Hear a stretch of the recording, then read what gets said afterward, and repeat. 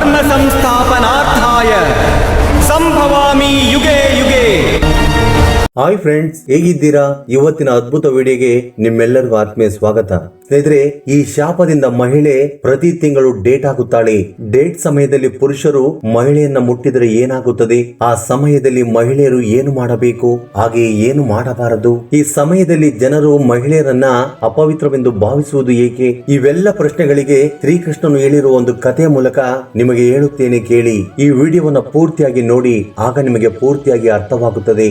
ಒಂದು ಸಾರಿ ರುಕ್ಮಿಣಿ ದೇವಿ ಶ್ರೀಕೃಷ್ಣನನ್ನ, ಸ್ವಾಮಿ, ನನ್ನ ಮನಸ್ಸಿನಲ್ಲಿ ಒಂದು ಪ್ರಶ್ನೆ ಮೆಲುಕು ಹಾಕುತ್ತಿದೆ, ಕೇವಲ ನೀವು ಮಾತ್ರ ನನ್ನ ಪ್ರಶ್ನೆಗೆ ಉತ್ತರವನ್ನು ನೀಡಬಲ್ಲಿರಿ ಎಂದು ಹೇಳುತ್ತಾರೆ.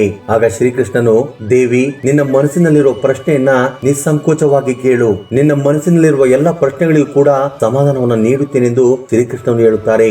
ಆಗ ರುಕ್ಮಿಣಿ ದೇವಿ, ಸ್ವಾಮಿ, ಹೆಣ್ಣು ಮಕ್ಕಳು ಡೇಟ್ ನಿಂದ ದುಃಖ ಪಡುವ ಶಾಪ ಏಕೆ ಇದೆ, ಆ ಸಮಯದಲ್ಲಿ ಹೆಣ್ಣು ಮಕ್ಕಳು ಏಕೆ ಕೆಲಸಗಳನ್ನ ಮಾಡಬಾರದು, ಯಾವ ಯಾವ ಕೆಲಸಗಳನ್ನು ಮಾಡುವುದರಿಂದ ಆಕೆಗೆ ಪಾಪ ತಗುಲುತ್ತದೆ ಎಂದು ರುಕ್ಮಿಣಿ ದೇವಿ ಕೇಳುತ್ತಾರೆ. ಆಗ ಶ್ರೀಕೃಷ್ಣನು, ದೇವಿ, ನೀವು ಲೋಕ ಕಲ್ಯಾಣಕ್ಕೋಸ್ಕರ ತುಂಬಾ ಒಳ್ಳೆಯ ಪ್ರಶ್ನೆಯನ್ನ ಕೇಳಿದ್ದೀರಾ. ಸೋಮನೆಂಬ ಬ್ರಾಹ್ಮಣನ ಕಥೆಯ ಮೂಲಕ ನಿಮ್ಮ ಎಲ್ಲ ಪ್ರಶ್ನೆಗಳಿಗೂ ಕೂಡ ಉತ್ತರವನ್ನು ನೀಡುತ್ತೇನೆ, ಕೇಳಿ. ಜೊತೆಗೆ ಈ ಅದ್ಭುತವಾದ ಕಥೆಯನ್ನ ಪೂರ್ತಿಯಾಗಿ ಕೇಳಿದವರಿಗೆ ಅವರ ಸರ್ವ ಪಾಪಗಳು ಕೂಡ ತೊಲಗಿ ಹೋಗುತ್ತವೆ.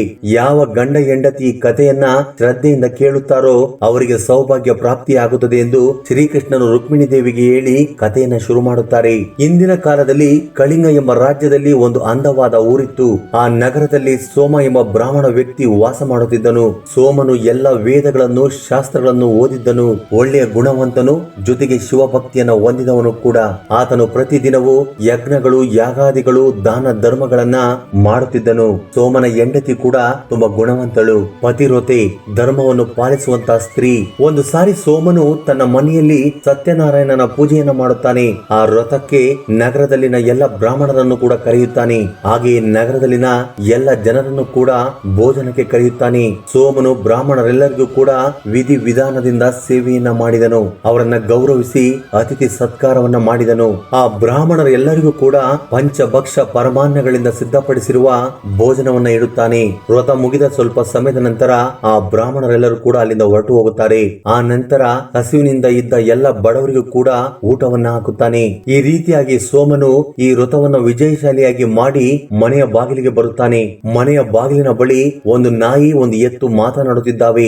ಬಾಗಿಲ ಮುಂದೆ ಮಾತನಾಡುತ್ತಿರುವ ನಾಯಿ, ಎತ್ತಿನ ಮಾತುಗಳನ್ನ ಕೇಳಿ ಸೋಮನು ಆಶ್ಚರ್ಯಗೊಳ್ಳುತ್ತಾನೆ. ಏಕೆಂದರೆ ಆ ನಾಯಿ ಮತ್ತು ಎತ್ತು ಬೇರೆ ಯಾರು ಅಲ್ಲ, ಪೂರ್ವ ಜನ್ಮದಲ್ಲಿ ಅವುಗಳು ಸೋಮನ ತಂದೆ ತಾಯಿಗಳು. ಅವನ ತಂದೆ ತಾಯಿಗಳು ಪೂರ್ವ ಜನ್ಮದಲ್ಲಿ ಮಾಡಿದ ಪಾಪದ ಫಲವಾಗಿ ಈ ಜನ್ಮದಲ್ಲಿ ಎತ್ತು ಮತ್ತು ನಾಯಿಯಾಗಿ ಜನ್ಮವನ್ನು ತಾಳಿದ್ದಾರೆ. ಇವರ ಮಾತುಗಳನ್ನು ಕೇಳಿದ ಸೋಮನು, ಪೂರ್ವ ಜನ್ಮದಲ್ಲಿ ಇವರು ಯಾವ ಪಾಪವನ್ನು ಮಾಡಿರುವುದರಿಂದ ಈ ಜನ್ಮದಲ್ಲಿ ಎತ್ತು ಮತ್ತು ನಾಯಿಯಾಗಿ ಜನ್ಮವನ್ನು ತಾಳಿದ್ದಾರೆ.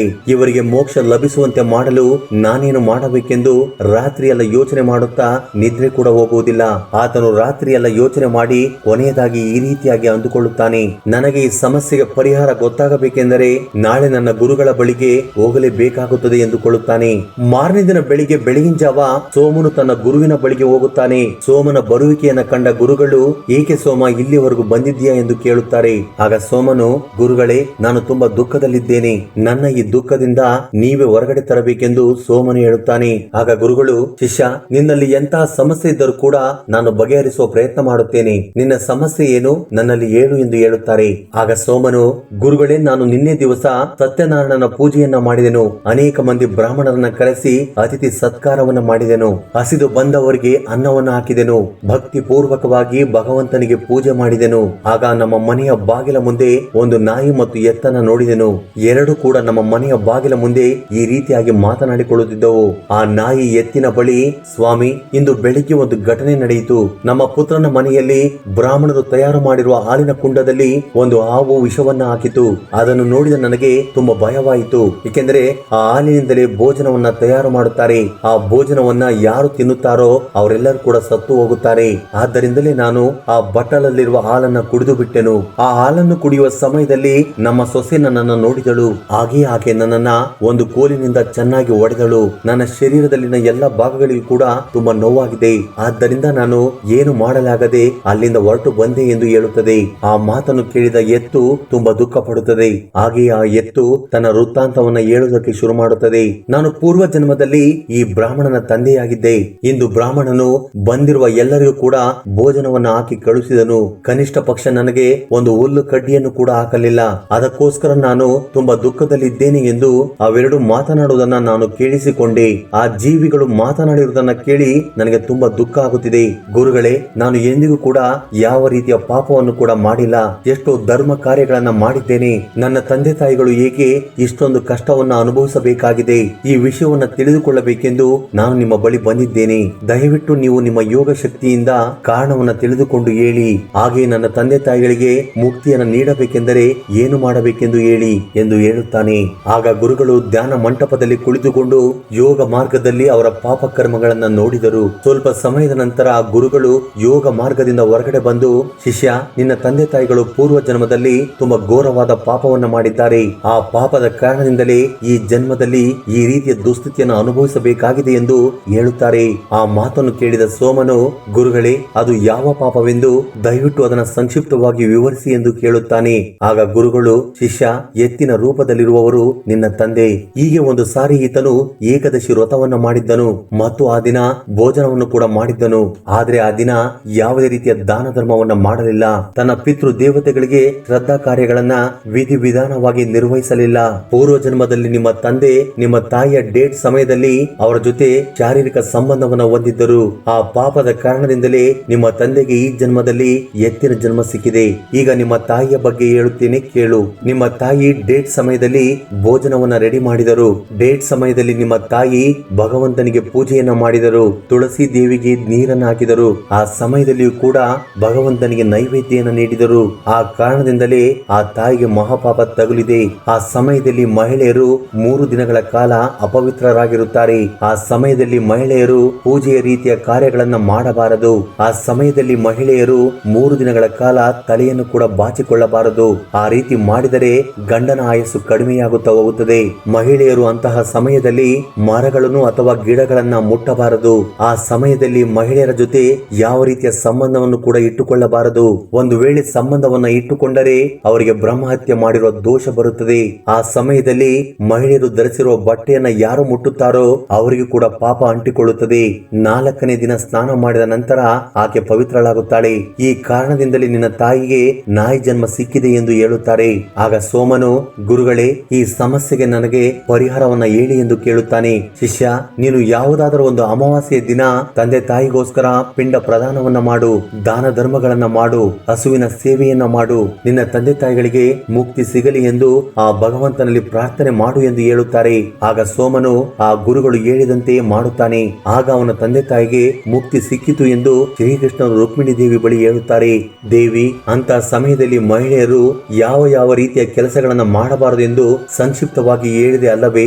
ಈಗ ಯಾವ ಕಾರಣದಿಂದ ಮಹಿಳೆಯರು ಈ ಸಂಕಷ್ಟವನ್ನು ಎದುರಿಸುತ್ತಿದ್ದಾರೆ ಎಂದು ಹೇಳುತ್ತೇನೆ ಕೇಳು. ಸ್ಪಷ್ಟ ಅನ್ನೋ ಪ್ರಜಾಪತಿಗೆ ಸರ್ವ ವಿಜ್ಞಾನಿಯಾಗಿರುವ ವಿಶ್ವರೂಪನು ಎಂಬ ಮಗನು ಹುಟ್ಟುತ್ತಾನೆ. ಆತನಿಗೆ 3 ತಲೆಗಳು ಇದ್ದವು. ವಿಶ್ವರೂಪನು ಒಂದು ಬಾಯಿಯಲ್ಲಿ ಸುರಪಾನವನ್ನು, 2ನೇ ಬಾಯಿಯಲ್ಲಿ ಸೋಮಪಾನವನ್ನು, 3ನೇ ಬಾಯಿಯಲ್ಲಿ ಅನ್ನವನ್ನು ತಿನ್ನುತ್ತಿದ್ದನು. ದೇವತೆಗಳೆಲ್ಲರೂ ಸೇರಿಕೊಂಡು ಆತನಿಗೆ ಗುರುವಿನ ಸ್ಥಾನವನ್ನು ನೀಡಿದರು.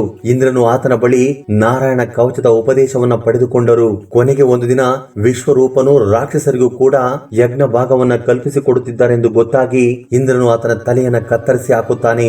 ಗುರುವಿನ ರೂಪದಲ್ಲಿದ್ದ ವಿಶ್ವಕರ್ಮನನ್ನ ಮತ್ತು ನಾರಾಯಣ ಕವಚವನ್ನು ಉಪದೇಶ ಮಾಡಿರುವ ಸರ್ವಶ್ರೇಷ್ಠನನ್ನ ಕೊಂದು ಇಂದ್ರನು ಬ್ರಹ್ಮಹತ್ಯೆ ದೋಷವನ್ನ ಮೂಟೆ ಕಟ್ಟಿಕೊಳ್ಳುತ್ತಾರೆ. ಇಂದ್ರನು ಆ ಹತ್ಯೆ ದೋಷವನ್ನ ತೊಲಗಿಸಿಕೊಳ್ಳಲು ಭೂಮಿಗೆ ಒಂದು ವರವನ್ನ ನೀಡುತ್ತಾರೆ. ಭೂಮಿಯನ್ನ ಎಷ್ಟೇ ಆಳವಾಗಿ ಅಗಿದರೂ ಕೂಡ ಅದು ಮತ್ತೆ ಯಥ ರೂಪದಲ್ಲಿ ಮರಳುವ ಹಾಗೆ ವರವನ್ನ ನೀಡಿ ತನ್ನಲ್ಲಿರುವ ಒಂದು ಪಾಪದ ಭಾಗವನ್ನ ಭೂಮಿಗೆ ನೀಡುತ್ತಾರೆ. ಇನ್ನು ಆ ಪಾಪವನ್ನ ತಡೆದುಕೊಂಡು ಎಷ್ಟೇ ಕಲ್ಮಶವನ್ನು ಪಡೆದುಕೊಂಡು ಅಪವಿತ್ರವಾದರೂ ಮತ್ತೆ ಮರಳಿ ಪವಿತ್ರವಾಗುವಂತೆ ನೀರಿಗೆ ಒಂದು ವರವನ್ನ ನೀಡಿ ಇನ್ನೊಂದು ಭಾಗದ ಪಾಪವನ್ನ ನೀಡುತ್ತಾರೆ. ಹಾಗೆ ಮರಗಳಿಗೂ ಕೂಡ ಒಂದು ವರವನ್ನ ನೀಡುತ್ತಾರೆ. ಎಷ್ಟೇ ಸಾರಿ ಕಡಿದು ಹಾಕಿದರೂ ಕೂಡ ಮತ್ತೆ ಅದು ಚಿಗುರುವ ವರವನ್ನ ನೀಡುತ್ತಾರೆ. ನಂತರ ಇನ್ನೊಂದು ವರವನ್ನ ಸ್ತ್ರೀಯರಿಗೆ ಕೊಡುತ್ತಾರೆ. ಮಹಿಳೆಯರಿಗೆ ಕಾಮದ ಸಂಬಂಧದ ಜೊತೆ ಸಂತಾನವಾಗುವ ವರವನ್ನ ನೀಡಿ ಒಂದು ಭಾಗ ಪಾಪವನ್ನ ಸ್ತ್ರೀಯರಿಗೆ ಹಂಚುತ್ತಾರೆ.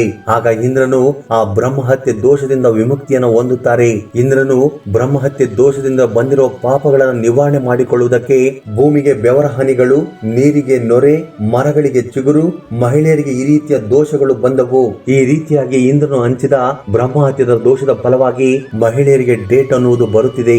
ಯಾವ ಪುರುಷನು ಆ ಸಮಯದಲ್ಲಿ ಆ ಮಹಿಳೆಯನ್ನ ಮುಟ್ಟುತ್ತಾನೋ, ಅಂದ್ರೆ ಅವ್ರ ಜೊತೆ ಸಂಬಂಧವನ್ನು ಇಟ್ಟುಕೊಳ್ಳುತ್ತಾನೋ, ಅವರಿಗೂ ಸಹ ಈ ಬ್ರಹ್ಮಹತ್ಯೆ ಪಾಪ ತಗುಲುತ್ತದೆ. ಆದ್ದರಿಂದಲೇ ಅಂತ ಸಮಯದಲ್ಲಿ ಗಂಡ ಹೆಂಡತಿ ಸೇರಬಾರದೆಂದು ಈ ಕಥೆಯ ಮೂಲಕ ಶ್ರೀಕೃಷ್ಣನು ರುಕ್ಮಿಣಿ ದೇವಿ ಕೇಳಿದ ಪ್ರಶ್ನೆಗಳಿಗೆ ಉತ್ತರವನ್ನು ನೀಡುತ್ತಾರೆ. ಸ್ನೇಹಿತರೆ, ಈ ವಿಡಿಯೋ ಬಗ್ಗೆ ನಿಮ್ಮ ಅಭಿಪ್ರಾಯ ಅನಿಸಿಕೆಗಳನ್ನ ಕಮೆಂಟ್ ಬಾಕ್ಸ್ ಅಲ್ಲಿ ಕಮೆಂಟ್ ಮಾಡಿ. ಹಾಗೆ ಈ ವಿಡಿಯೋ ನಿಮ್ಗೆ ಇಷ್ಟವಾಗಿದ್ದರೆ ದಯವಿಟ್ಟು ಲೈಕ್ ಮಾಡುವುದನ್ನು ಮರೆಯಬೇಡಿ. ಜೈ ಶ್ರೀಕೃಷ್ಣ. ಧನ್ಯವಾದಗಳು.